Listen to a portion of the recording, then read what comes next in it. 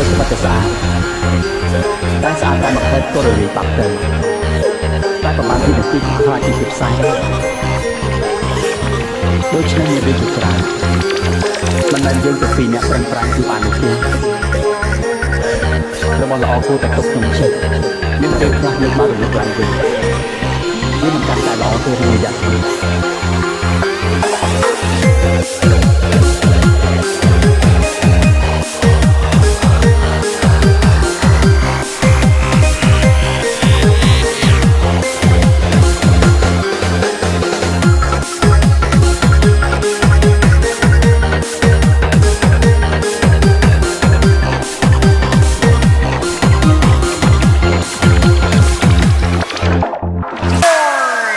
Welcome to the Relax Feet, Lee Hennessy and Zulane. អាកាសធាតុប្រែត្រជាក់ក៏ស្ងាត់រងាឯក៏សំឡេងមើលនេះកាក៏ចិត្តដល់នេះទីចុងត្រៃ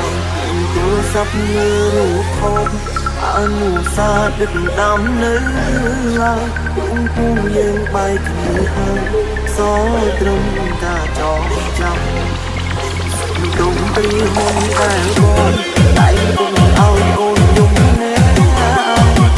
ចេញបារម្ភទឹកដល់យ៉ាងដែលបាត់បងរូបអូនទាំងខាងស្មួយមាននំឡៃអាចទេចង់សុំឲ្យខ្លាំងត្រឡប់មកបែបបងដូចឆ្នាំមុនពេលនៅឆ្លងឆ្នាំម្នាក់ឯងមានអូនកាន់ដៃក៏ឯងចាំជួយជាមួយគ្នាបានបានសុំមើលតែបងក៏ហូបស្បែកទីពេល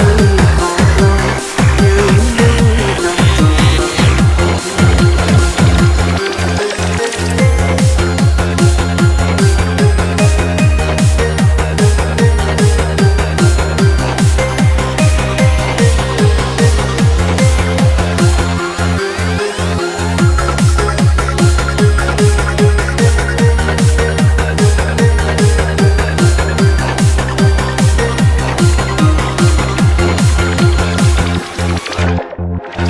It's me, Ricky Ben's remix.